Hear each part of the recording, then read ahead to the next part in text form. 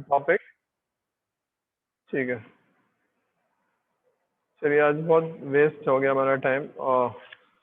चलिए हम बात कर रहे थे कॉस्ट मैनेजमेंट की, स्टेक होल्डर मैनेजमेंट की। एक बहुत इंपॉर्टेंट पॉइंट है कम्युनिकेशन कैसे करेंगे।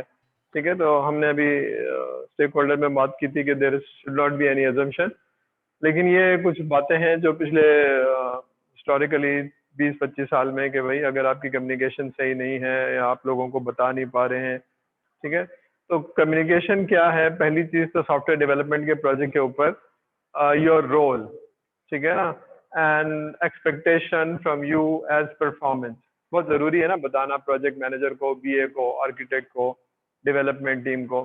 सपोज आई हायर 10 डेवलपर्स, लेकिन उनको क्या बताना जरूरी है। डेवलपमेंट का काम कर रहे होंगे, लेकिन हमारा स्टाइल क्या है, हमारा कल्चर क्या है, हमारा नेमिंग कन्वेंशन क्या है, ये सारी चीजें बतानी बहुत जरूरी है। ठीक है, तो that needs to be communicated to the.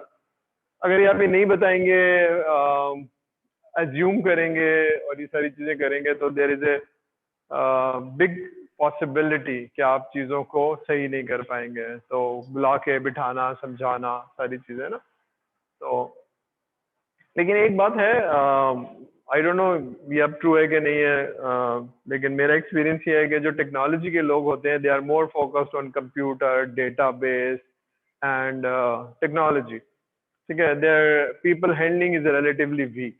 ठीक है, ये एक तो आईटी जो प्रोफेशनल्स हैं इनकी और अब किसी भी करियर में, नॉट ओनली सॉफ्टवेयर डेवलपमेंट, किसी भी करियर में आपकी जो वर्बल कम्युनिकेशन है, रिलेशनशिप बिल्डिंग है, नेटवर्किंग की जो स्किल है वो बहुत इम्पोर्टेंट हो गई है। ठीक है ना, तो यू नीड टू अंडरस्टैंड कि अगर आप प्रोजेक्ट मैनेजर हैं और 80% लोगों से मिल रहे हैं, काम कर रहे हैं, काम ले रहे हैं, सवाल कर रहे हैं, सवाल दे रहे हैं, तो you need to work on this. ठीक है ना, आपकी रिलेशनशिप बिल्डिंग, आपकी कम्युनिकेशन। ठीक है, तो पहली चीज ये कि बहुत इंपॉर्टेंट है। दूसरी चीज ये रिलेटिवली टेक्नोलॉजी के लोगों की वीक होती है। डू यू एग्री पहले पॉइंट पे? जी,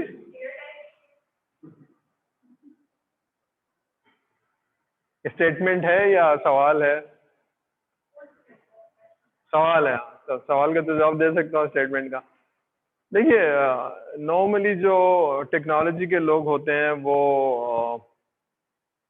खासतौर पे जो जिनकी लॉजिक अच्छी है या डेवलपमेंट में जाना चाहते हैं, वो बहुत ही सेल्फ सेंटर्ड होते हैं। सेल्फिश नहीं कह रहा हूँ, सेल्फ सेंटर्ड होते हैं, इंट्रोवर्ट होते हैं ज्यादातर। ठीक है, तो वो काम दे दें और दिन दे दें, रात दे दें, बस हम काम करके दे देंगे आपको।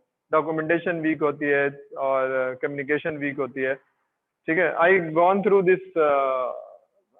जब मैं इंजीनियर था, अभी भी मैं इंजीनियर तो खैर हूँ, लेकिन जब मुझे कहा गया कि जाओ टेक्निकल सेल्स में, तो ऐसे मैंने इसलिए थोड़ी एनएडी पढ़ा था आपसे। तो देन ही एक्सप्लेन कि what is technical sales and why you should do it.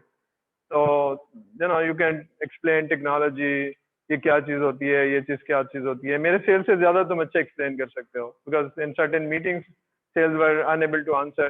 तो देन क्यों जरूरी है और फिर करियर ग्रोथ क्यों जरूरी है। तो ये सारी चीजें फिर then I to work on change management, communication and leadership, and then you become a good project manager. ये चीजें सीखनी पड़ी। ठीक है,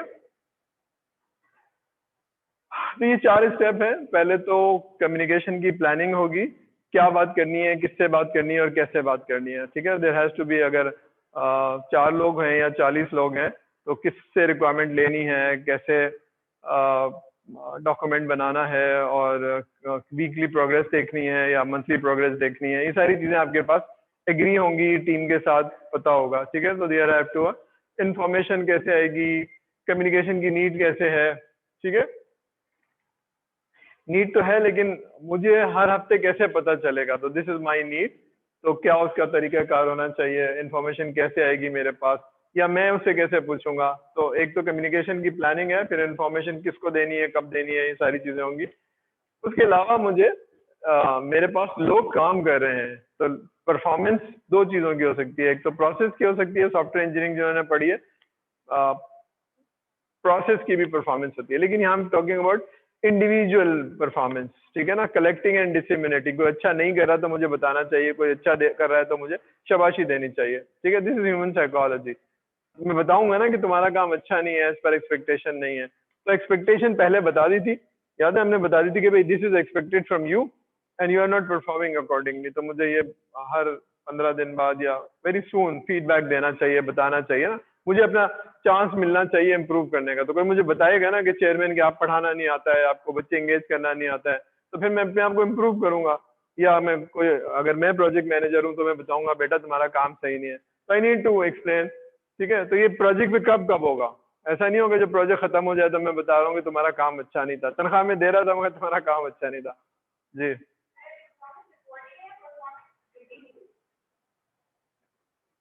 रिव्यू करके ही तो बताऊंगा ना आपको। फीडबैक फीडबैक ये से काम ले रहा हूँ, लेकिन एक प्रोजेक्ट पे मुझे बहुत ही राइट टाइम पे बताना चाहिए कि भाई you know improve your self, improve your self. तो रिव्यू करूंगा, पूछूंगा, लोगों से पूछूंगा, फिर कहूंगा देखो ये है फीडबैक तुम्हारा। ठीक है, तो जरूरी नहीं है कि वो 6 महीने का जो अप्रेजल फॉर्म भरा जाता है, नॉट नेसेसरीली, लेकिन बहुत जल्दी जल्दी उनको हर हफ्ते 10 दिन बाद बताना है कि so that he can improve. Feedback बोलते हैं, फीडबैक। रिव्यू करके ही बताऊंगा, पूछूंगा लोगों से, सवाल करूंगा, भाई ये है तुम बताओ। कोई फीडबैक मिला तो मैं कहूंगा भाई ये है तुम्हारे बारे में, do you have to say anything. या तो एक्सेप्ट करेंगे कि नहीं सर गलत इन्फॉर्मेशन है, मैं कहूंगा अच्छा बताओ फिर सही क्या है, then I need to verify. एक हफ्ता मैं और दूंगा इनको, फिर लोगों से पूछूंगा। ठीक है, तो I am not insulting him, I am giving him a chance to improve. This is your feedback your superiors और योर सुपरवाइजर्स। ठीक है, तो परफॉर्मेंस का बताना। फिर प्रोजेक्ट को एडमिनिस्ट्रेटिवली सही तरह से क्लोज करना, तो एडमिनिस्ट्रेटिवली बताना, ये सब चीजें करना। तो पहली चीज ये है कि जब बहुत बड़े प्रोजेक्ट पे काम करें तो बहुत सारे लोगों से इंफॉर्मेशन शेयरिंग होगी, कुछ मांगना होगा, कुछ बताना होगा। ठीक है ना, और किस आदमी को क्या बताना है। ठीक है ना, तो टाइमली इंफॉर्मेशन अवेलेबल हो, फिर लोगों की परफॉर्मेंस मेरे पास पहुंच रही हो ताकि मुझे पता हो कि ये काम मुझसे नहीं हो रहा है। ठीक है, अब कम्युनिकेशन को प्लान करना है, तो जरा हम सीखते हैं कि कैसे होगी। ठीक है, अब एक प्रोजेक्ट है जिसमें मुझे देखना है, तो मुझे देखना होगा कि प्रोजेक्ट में लोकेशंस कहाँ हैं, चीजें हैं, तो मुझे देखना होगा। ठीक है, तो परफॉर्मेंस पहली चीज तो ये कि स्टेक होल्डर कितने हैं, कहाँ कहाँ हैं, उनकी नीड्स क्या है, ये मुझे पता चल गया। अब मैंने जो प्रोजेक्ट की परफॉर्मेंस मांगनी है उसका फॉर्मेट, कंटेंट। ठीक है, कि मैं आपसे ये 4 चीजें मांगूंगा। ठीक है, फॉर एग्जांपल अगर मैं स्टेटस रिपोर्ट मांग रहा हूँ, जैसे हमने देखी थी स्टेटस रिपोर्ट, ये 4 चीजें होनी चाहिए, कॉस्ट, टाइम और ये सारी चीजें। तो मैंने बताया कि जी ये फॉर्मेट होगा, ये कंटेंट होगा, ये लेवल ऑफ डिटेल होगी। ठीक है, अब उसको मैं आज जिस तरह कोविड के उसमें तो बहुत सारी फिजिकल मीटिंग नहीं हो रही है, तो मैं क्या करूंगा, मैं जूम की मीटिंग्स करूंगा हर हफ्ते और मैं ये वाला फॉर्मेट दूंगा। तो मैं बता रहा हूँ, पहले से बता रहा हूँ before I start the project कि भाई ऐसे ऐसे होगा, हफ्ते में एक दफा होगा, ट्यूसडे को होगा या फ्राइडे को होगा, नमाज के बाद होगा, और हम ये करेंगे और हम ये करेंगे और हम ये करेंगे। ठीक है, तो I am explaining, there is no surprise element, I am telling you how would I communicate with you, there any question, there is. ठीक है सर, जुम्मे की नमाज में तो मैं 3 बजे के बाद आता हूँ, 2:30 बजे ना रखें, चलो 2:30 बजे नहीं, तो you know I am disseminating it. This is how we will communicate organization के साथ, इंटरनल टीम के साथ, कस्टमर के साथ। ठीक है, ठीक है। कब कब होगी, हफ्ते में एक दफा होगी, महीने में एक दफा होगी, और अगर किसी ने रिस्पॉन्स नहीं दिया, जवाब नहीं दिया, तो हाउ वुड आई एस्केलेट। ठीक है, ये बहुत इंपॉर्टेंट है इस गवर्नेंस के अंदर। आपको जो गवर्नेंस का फ्रेमवर्क है उसके अंदर रहते हुए आपको काम करना होता है। ठीक है ना, तो अगर ये नहीं होगा तो क्या करेंगे। ठीक है, तो बाद दफा अगर आपको गवर्नेंस का नहीं पता, कल्चर का नहीं पता, तो आप फुटबॉल की तरह, वो इधर भगा देगा, आपको उधर भगा देगा। ठीक है, तो मैं कह रहा हूँ भाई कौन कह रहा है तुम्हें। ठीक है, तुम्हें मालूम होना चाहिए ना कहाँ जाना है, हाउ डू यू एस्केलेट। उसके बॉस के पास जाओ, फोन किया तुमने उससे। ठीक है, मसलन मसलन मैंने अगर किसी को रिपोर्ट भेजी है, रिक्वायरमेंट बनाई है और किसी को भेजी है और 3 दिन तक जवाब नहीं आ रहा, मुझे क्या करना चाहिए जी। मुझे मालूम होना चाहिए उसका हेड कौन है और कैसे एस्केलेट करूंगा। ठीक है, ये करना चाहिए, लेकिन प्रोफेशनली ये नहीं करना चाहिए, इसके अलावा कुछ करना चाहिए। अगर मेरे पास एग्रीड टाइम 48 आवर्स है, ठीक है, और 1.5 दिन हो गया है, तो 2 दिन का इंतजार नहीं करना चाहिए, मुझे दूसरे दिन के खत्म होने से पहले 3 बजे फोन करना चाहिए, सर आपने अभी तक मेल नहीं भेजी है, मुझे रिव्यू करके नहीं भेजा है, अगर आप रात सुबह तक नहीं भेजेंगे तो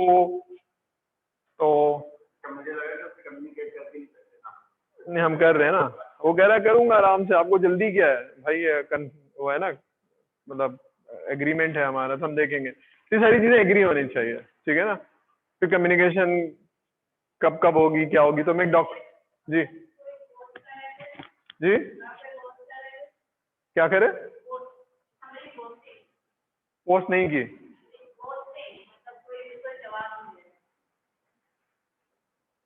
ऐसा होता है, मेरा बेटा ना कमरे में लाइट बंद करके बैठा होता है, जवाब ही नहीं देता। क्या करूं बताएं? होता है ऐसा। पापा को पता ही नहीं चलेगा। तो देर आर मैकेनिज्म, ठीक है ना। आप लाइट जलाएंगे, पूछेंगे क्या करते, बाबा आवाज ही नहीं आई, ठीक है। तो फिर आदमी से पूछेंगे, उसके बॉस को बोलेंगे, वो कहेगा आवाज ही नहीं आई, मेरा फोन भी खराब था, मेरा सारी चीजें खराब थी, मुझे पता ही नहीं चला, मुझे 15 दिन तक पता ही नहीं चला। तो फिर आप खबर लेते हैं। तो गवर्नेंस होता है ना, कोई होगा पूछेगा उसको, माँ पूछेगी या कोई और पूछेगा, तुमको आवाज क्यों नहीं आ रही थी, तुम्हें क्यों नहीं आती है, बाकी सबको तो पूरे घर में आवाज आ रही है, तुमको क्यों नहीं आ रही है। तो बात सारी है, तो सवाल होगा मतलब। There is a genuine case, there is a genuine case, लेकिन पता चलेगा ना ये जेन्युइन नहीं था। फोन भी खराब, मोबाइल भी खराब, मेल भी नहीं आ रही, कुछ भी नहीं आ रहा। तो मैं ऐसे दुनिया में पहुंचा था जहाँ मेल भी नहीं आ रही थी। तो ये सारी चीजें, ठीक है। अच्छा, एक आदमी बता देता है कि मुझे काम नहीं करना है तो पता चल जाता है आपको, ठीक है। तो मैं इसलिए कह रहा हूँ, मेरा बेटा बता देता है कि बाबा मैंने सुननी नहीं आप लोगों की, ठीक है। ग्राउंड रूल्स क्या चीज होते हैं, जरा पढ़िए, what are the ground rules.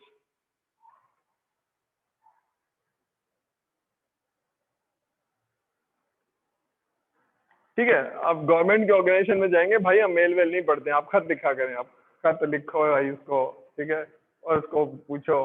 तो normally you are not accustom, letter लिखो, लेटर ड्राफ्ट करो, मेल करो, 2 दिन जाएगा। लेकिन बाहर गवर्नमेंट में ऐसी काम होता है। तो लेकिन यहाँ मेल हो गई, मेल नहीं है तो आप फोन कर लेंगे सारा। तो व्हाट आर द कम्युनिकेशन, तो एग्री करना पड़ेगा भाई। नॉर्मली ईमेल आज से 20 साल पहले नहीं थी, लेकिन but that's a very standard practice, ठीक है। फिर आप फोन कर लेंगे, सारा कुछ है। तो what is the communication channel. कुछ लोग बहुत माइंड करते हैं, आप मेरे मोबाइल पे नहीं कॉल करेंगे, तो आप नहीं करेंगे, फिर आप you have to be very protocol. इस तरह कुछ ऑर्गेनाइजेशन में जहाँ अगर आप रात को कॉल कर रहे हैं तो आप मैसेज करते हैं भाई is it appropriate to call, जब भी यही करेंगे अप्रोप्रिएट, ठीक है। इतने बजे के बाद नहीं कॉल करें। जो मुझे जानते हैं I sleep early and wake up, तो वो 8 बजे के बाद ही, is it okay, I said fine. तो ये सारी चीजें हैं, this all like you just can't. 12 बजे कोई स्टूडेंट फोन करेगा जी असाइनमेंट ले ले, मैं सोते से उठूंगा, मैं कहूंगा भाई हु आर यू, ठीक है ना। तो इसलिए पढ़ ली। तो ये सारी चीजें, तो यू नीड टू अंडरस्टैंड, ठीक है ना। What is the agreed time, तो हम देखेंगे हमने क्या किया है, ठीक है। मेल भेजी थी, मुझे मिली नहीं, तुम ढूंढो ढूंढो, कहीं ना कहीं होगी, अरे वो तो जंग में पड़ी हुई थी। अब ये सारी चीजें is very normal, very very normal. तो मेल भेज के पूछना, फीडबैक लेना, मेल मिल गई सर, नहीं मिली तो ढूंढे जरा, जंक में तो नहीं चली गई, हाँ चली गई, पढ़ ली, पढ़ लीजिए, एनी क्वेश्चन। अब ये सारी चीजें मेरी स्टैंडर्ड है। मेल भेजने के बाद आप पूछते क्यों हैं, मुझसे सवाल होता है पूछते क्यों, मैं कहता हूँ भाई पूछ रहा हूँ कि कहीं जंग में तो नहीं चलेगी। फिर आपने पढ़ ली, एनी क्वेश्चन कुछ है तो मुझसे पूछ लीजिए, because we are communicating. Mail भेजने का मतलब पहले मैं एज्यूम करता था मिल गई होगी और पढ़ ली होगी। 90% सही होता है, लेकिन 10% सही नहीं होता है, ठीक है ना। तो you need to make sure that. अभी एक टीम है, जो एक प्रोजेक्ट मैनेजर है, कुछ रिक्वायरमेंट लेने वाली टीम है, और ये डेवलपमेंट टीम है। तो we have to agree on this. देखिए समरी क्या लिखी हुई है।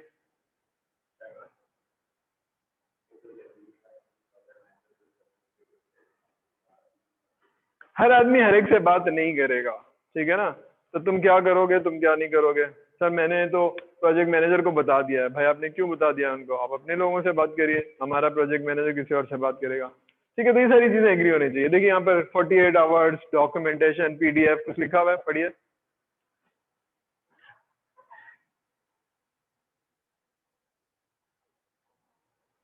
मैं आया हूँ आपसे मीटिंग कर रहा हूँ, और ये मीटिंग के नोट्स मैंने कब पब्लिश कर देना है, मैक्सिमम 48 आवर्स है। जाऊंगा शाम को पब्लिश करके जाऊंगा, और आपको मिल जाना चाहिए, दैट इज अ मैक्सिमम। अगर मैं बिजी हो गया या कुछ और हो गया तो दैट्स मैक्सिमम। और आपकी रिस्पॉन्सिबिलिटी 2 डेज है, 2 वर्किंग डेज है, सैटरडे संडे निकाल दिया, 48 आवर्स के अंदर आपने भेजना है। नहीं भेजा तो फिर मैं कॉल करूंगा कि भाई आपकी अब तक रिस्पॉन्स नहीं आई, this is agreed, yes this is agreed. या तो आप बताएंगे कि नहीं जी मुझे इतनी जल्दी नहीं भेजे, ठीक है। मैं इसलिए कह रहा हूँ, मैंने कहीं भेजा और उनसे बोला सर आपको 2 दिन हो गए, आपका फीडबैक नहीं है। सर सर इतनी जल्दी क्या है आपको। मैं कहता हूँ इसी से टाइम लाइन्स है, अगर तो मुझे और भी तो काम है।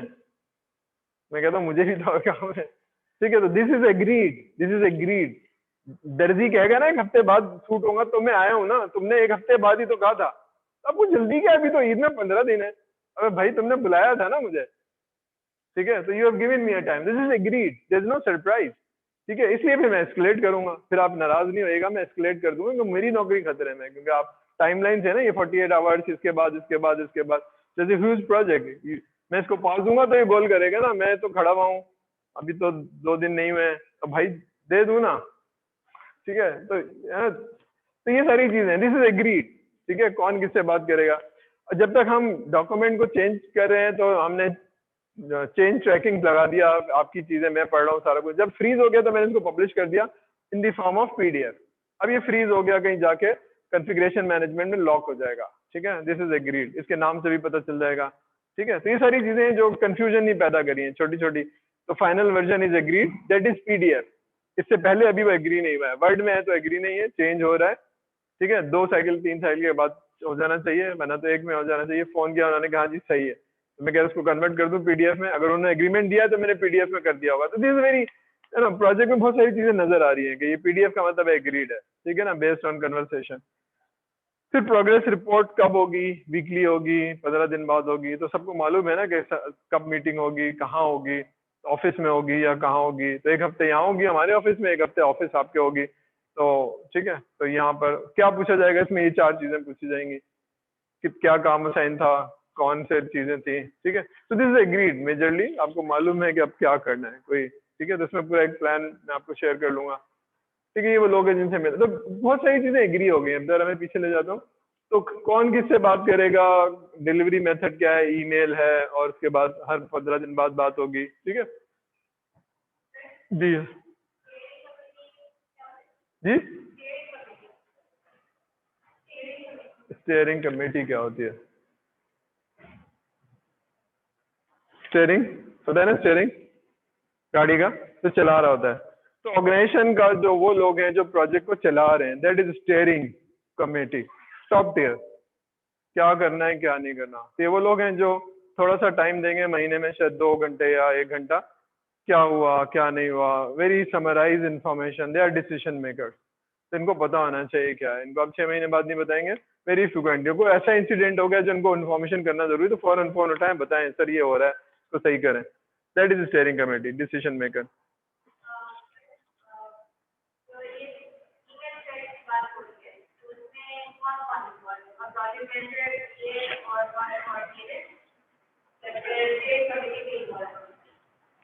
इसमें नॉर्मली चेयरमैन साहब होंगे, डिपार्टमेंटल हेड होंगे, वो भी सिलेक्टिव डिपार्टमेंटल हेड होते हैं जो डिसीजन मेकर होते हैं। तो वो प्रोजेक्ट मैनेजर और बी के साथ बैठते हैं, प्रोजेक्ट मैनेजर को पता होता है कि क्या क्या करना है, तो वो स्टेयर कर रहा होता है, उनके साथ लेके चल रहा होता है।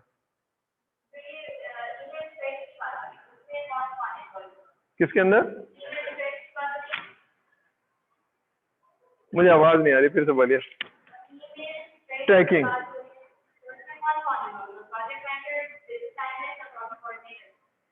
हाँ देखिए, हर मेल हर एक को नहीं जाएगी। अगर मैंने स्टेयरिंग कमेटी से बात करनी है तो बहुत ही सिलेक्टेड लोगों को जाएगी, और वो शायद प्रोजेक्ट मैनेजर बात कर रहा होगा, अगर मैं हूँ तो मैं बात करूंगा। लेकिन अगर मैं बीए हूँ और रिक्वायरमेंट इंजीनियर हूँ, तो मैं रिक्वायरमेंट लूंगा, घंटों बैठूंगा, और सिर्फ उन्हीं लोगों को भेजूंगा जो उस डिपार्टमेंट के कंसर्न लोग हैं, किसी को नहीं भेजूंगा, ठीक है ना।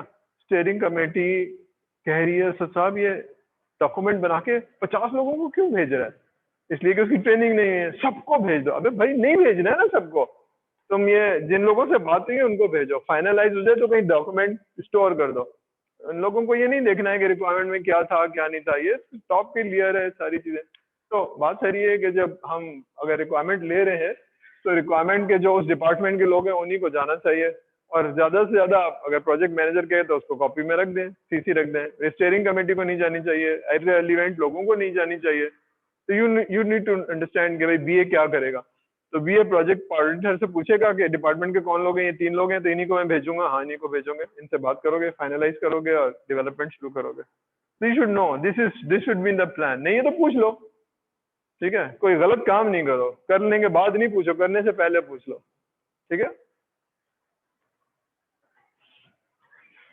अब ये है बड़े प्रोजेक्ट पे कहाँ है, एक ही शहर के अंदर है, अलग अलग है, कल्चर क्या है, ठीक है ना, और फॉर्मल इनफॉर्मल क्या होता है, ठीक है। तो बहुत सारी चीजें आप इनफॉर्मल कर रहे होते हैं, ठीक है। प्रोजेक्ट टाइप क्या है, अगर इन हाउस प्रोजेक्ट है तो जाहिर सी बात है आईटी डिपार्टमेंट कल्चर सेम है, सारी कुछ है। तो अब ये है, डिपेंड करता है, टेक्नोलॉजी अपग्रेड है तो बाहर से लोग आएंगे, सारा कुछ करेंगे, तो इसमें कैसे कम्युनिकेट होगी प्रोसेस। अब ये सारी चीजें जो है ना, चेंज इन बिजनेस प्रोसेस, अब ये वाला एक बहुत बड़ा प्रोजेक्ट है जो आउटसोर्स किया है, इसके अंदर कम्युनिकेशन का इशू होगा, हार्डवेयर में इतना नहीं होगा। ठीक है, तो प्रोजेक्ट बड़ा है, आउटसोर्स किया हुआ है, डोमेन कॉम्प्लेक्स है, तो ये बहुत क्रिटिकल हो जाता है। ठीक है, तो रिक्वायरमेंट कैसे देनी है, कैसे नहीं देनी है, लोगों को कैसे हैंडल करना है। आप एक वर्ड ब्लू कलर में लिखा हुआ है, पढ़ा जा रहा है, क्या मतलब है इसका?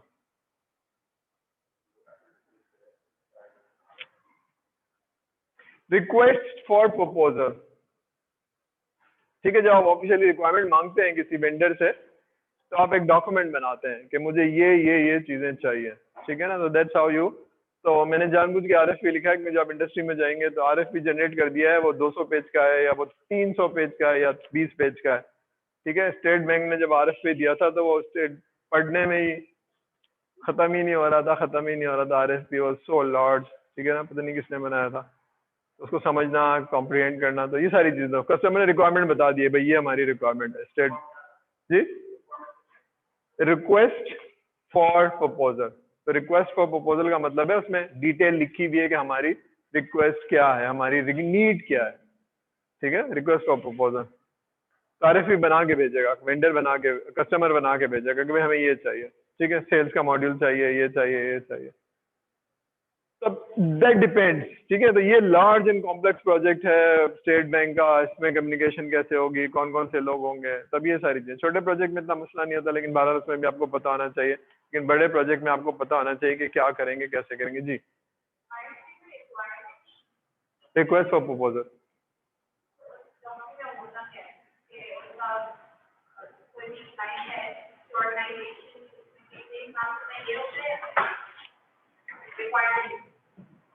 बता रहा हूँ।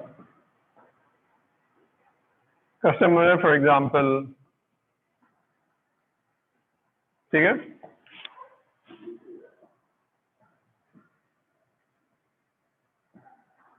फॉर एग्जाम्पल, ठीक है, ये भेजेगा, हाँ प्रपोजल भेजो, तो पूछेगा ना बेस्ड ऑन व्हाट, तो कहेगा ये इसके अंदर नीड्स लिखे होंगे। ये 30 पेज का भी हो सकता है, 300 पेजेस का भी हो सकता है। ठीक है, तो ये अपनी रिक्वायरमेंट बताएगा, एरिया बताएगा, चीजें बताएगा, हार्डवेयर बताएगा, लाइसेंस, बहुत सारी चीजें ऐसी होती हैं जो आपसे होती है ना कि ये है, पढ़ लो, कोई सवाल है तो पूछ लो। ठीक है, इसमें लिखा होता है कि आप कैसे एवेल्युएट होंगे, कौन कौन सी चीजें होंगी, आपकी क्या चीजें देखी जाएंगी, आपने क्या सबमिट होगी। ठीक है, तो 3 साल की आपको ये भेजनी पड़ेंगी, आपको ये भेजनी पड़ेगी, कंपनी रजिस्टर्ड होना चाहिए, इसमें ये होना चाहिए, तो सारी चीजें लिखी होती है इसमें। तो this is like comprehensive document, आपको पूछना नहीं पड़ता। जब आप 50 लोगों से, 10 लोगों से, 20 लोगों से मंगाते हैं टॉप के, तो कुछ लोगों को शॉर्टलिस्ट कर देते हैं, आप कहते हैं इनसे तो लेने ही नहीं है। ठीक है, तो ये सारी चीजें, तो आरएफपी इसमें बहुत डिटेल होती है। ठीक है, तो यू क्वालिफाई और यू डोंट क्वालिफाई। ठीक है, अब इन्फॉर्मेशन डिस्ट्रीब्यूट करनी है, किसको कब देनी है। ठीक है, तो राइट आदमी को राइट इन्फॉर्मेशन हो। जब बात हुई थी ना कि जी अगर मैं एसआरएस बना रहा हूँ तो शायद स्टीयरिंग कमेटी के पास नहीं जानी चाहिए और बाकी डिपार्टमेंट्स के पास नहीं जानी चाहिए, तो किस आदमी को जानी चाहिए ये मुझे मालूम होना चाहिए। कब कब पहुंच जानी चाहिए, तो वो एग्रीड टाइम है, 2 दिन या 3 दिन, वट एवर। ठीक है, और व्हाट इज एग्रीड फॉर्मेट, तो रिपोर्ट का फॉर्मेट कैसे होगा, और मिनट्स का फॉर्मेट कैसे होगा, एसआरएस का फॉर्मेट कैसे होगा, मेथडोलॉजी क्या है। तो before you start a project आप एक सैंपल एसआरएस भेज देते हैं कि भाई इस तरह से होगा। अगर आपको कोई चीज समझ में नहीं आ रही तो पूछ लीजिए, फॉर एग्जांपल यूज केस है या डीएफडीज है या कोई ऐसी चीज है, तो मैं आगे समझा दूं आपको, ताकि हम आपस में कम्युनिकेट कर लें। मिनट्स ऐसे होंगे, ठीक है, और ट्रैकिंग ऐसे होगी, और फिर इसके बाद फाइनलाइज हो जाएगा। तो ये एग्रीड है, लार्ज प्रोजेक्ट में ये बातें एग्रीड करना बहुत जरूरी है, ताकि सरप्राइज ना हो कस्टमर को, कोई चीज ऐसी ना हो। ठीक है, ठीक है, तो ईमेल और जूम और स्काइप ये बहुत ज्यादा इस्तेमाल होता है ट्रैफिक की वजह से और सारी चीजों से, अनलेस इट इज नेसेसरी। ठीक है, या मल्टीपल ऑफिस हैं, जिस तरह हमारा एक कस्टमर है जहाँ कराची में 3-4 ऑफिस हैं, तो हम किसी एक ही जगह हो सकते हैं, बाकी फिर हम कनेक्ट होते हैं वो मीटिंग नेट कनेक्टिविटी से। ठीक है, इस तरह से। टाइम खत्म हो गया, टाइम खत्म हो गया, ठीक है, चलिए, थैंक यू जी। क्लास खत्म हो गई है और टाइम खत्म हो गया है, किसी की अटेंडेंस रह गई है तो मुझे बता दीजिए, the next teacher is available. कोई सवाल है तो पूछ लीजिए। मेरा एक काम है जो मैं नहीं कर पाया हूँ, मैंने एक असाइनमेंट बनाना है और एक प्रोजेक्ट को हमने सिमुलेट करना है। मैं प्रोजेक्ट का नाम बताऊंगा, उसमें फिर आप थोड़ा सा पढ़ेंगे, स्टडी करेंगे, फिर उसकी लिस्ट बनाएंगे, the whole process, and then फिर उसकी एस्टिमेशन करेंगे, फिर उसकी कॉस्टिंग करेंगे और उसमें जो रिस्क है वो जरा सोचेंगे। मैंने अभी पढ़ाया नहीं है रिस्क क्या चीज़ होती है, लेकिन बाद सोचेंगे। तो will run through the whole project, ताकि हम जो कुछ पढ़ते जा रहे हैं उसको सिमुलेट करें, और not for the sake of number और पास करना, उसको हम इसलिए करेंगे कि हम पूरे साइकिल को देख लें और उसमें कोई